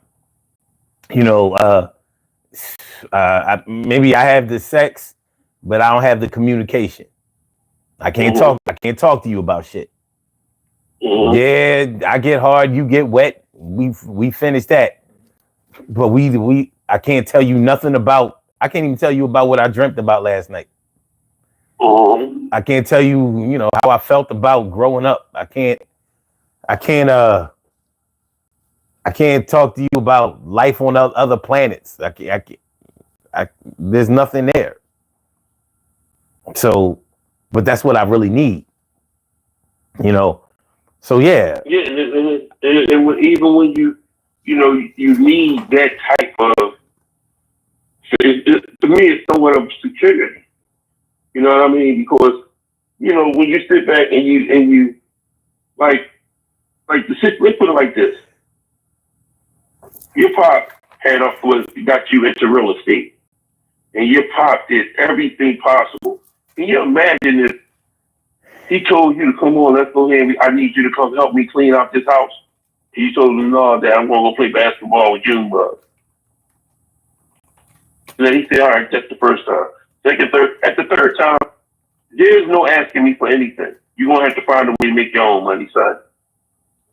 Because at the end of the day, I'm giving you an opportunity to learn this business. So when I retire, this is yours.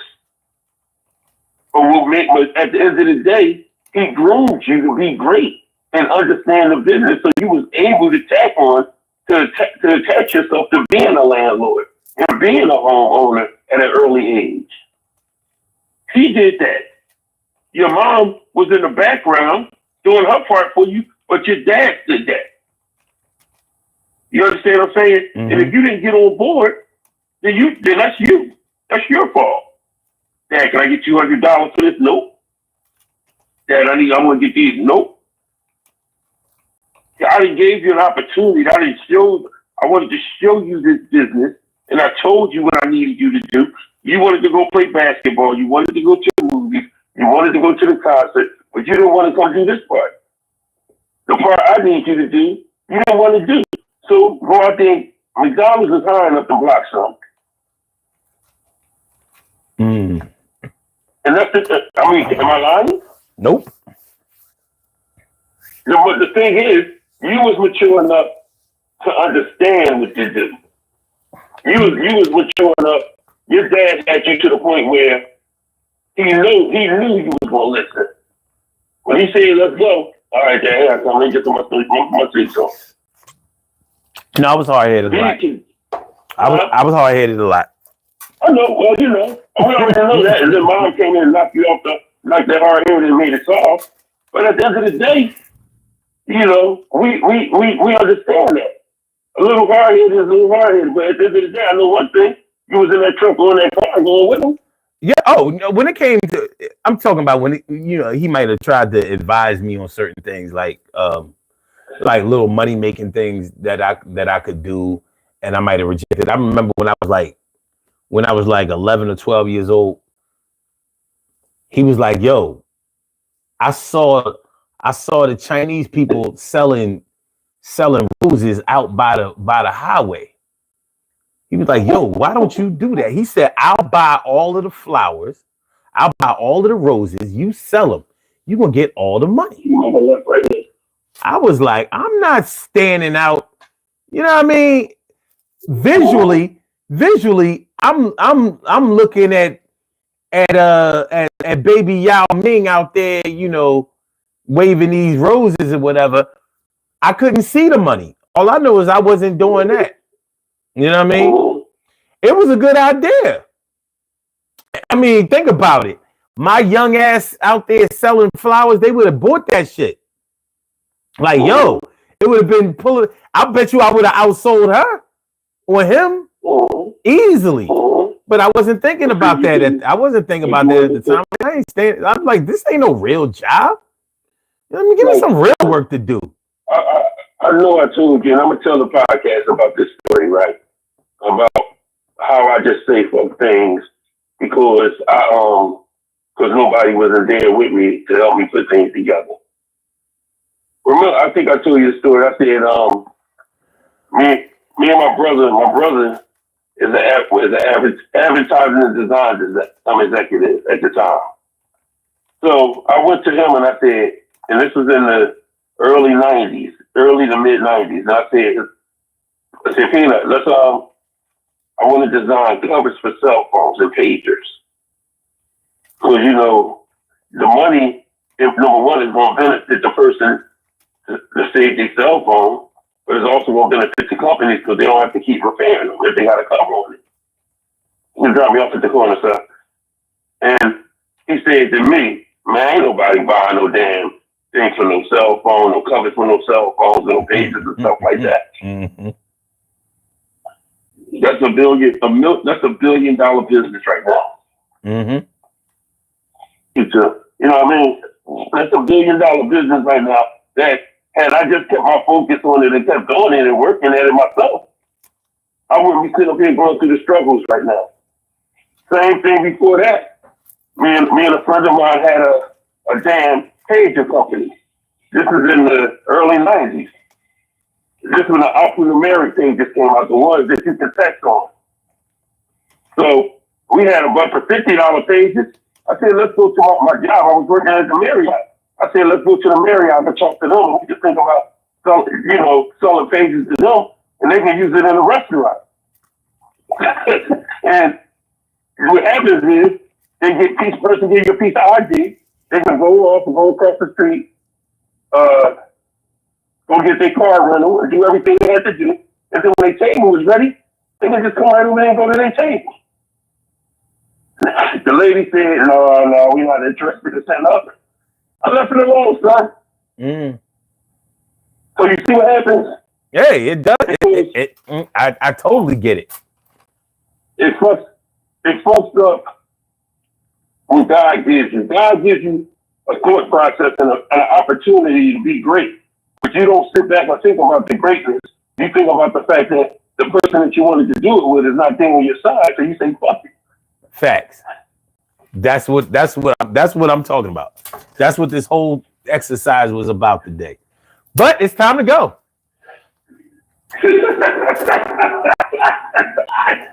We made it. We did it, Brooklyn. We did it. That's the truth, bro. Yo, man, I appreciate you. I appreciate you calling in, as always. And don't hesitate to do it again. Well, you know, I get better. Peace out to the podcast family. Much love. Y'all be safe today. All right, man. Go Eagles tomorrow. Hey, the ring is coming. The ring is coming. Hey. The trophy coming tomorrow, though. All right, man. All right, I'll have it. All right, man. Peace. Good stuff right there. Good stuff. My man Troy Diesel checking in. Let's do these birthday shout outs, y'all. We have some birthday shout outs to do. Some people were born on this glorious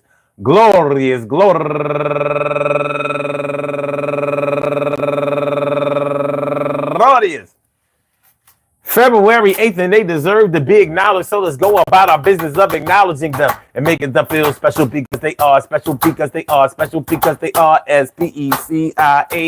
They get the RESPECT. They are SPECIAL. They get the RESPECT. They are SPECIAL. They get the RESPECT. They get number one out the box. Anthony Trott, happy birthday to you, and also Florena C. Mallory, happy birthday. And also Bernadette Rose, my girl, go get her. Bernadette Rose and Lucia Gonga. And last but not least, my girl, Olga Mercado. I want to say happy birthday to all of y'all. And I hope that today finds you all in good health, happiness, mind, body, soul, and spirit. And that goes out to each and every person out there born on this glorious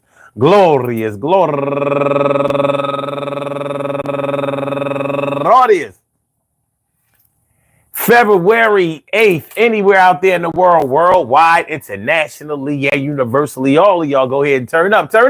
But don't turn up too loud, just turn up loud enough so everybody can hear you. Rock out, rock on into the jam, to rock out, rock on into the damn rock out, rock on into the damn thing and do your thing, y'all. Represent the queens and kings and do your thing, y'all. Represent the queens and kings. Good things happen to those who wait. Great things happen to those who grind. And anything can happen to those who go for theirs. So go hard, go for yours. And I said, go hard, go for yours. I said, go hard, go for yours. And remember, hey, man, you listen. Sometimes it's not about the what, it's about the who. Sometimes you want something for somebody that they don't want for themselves.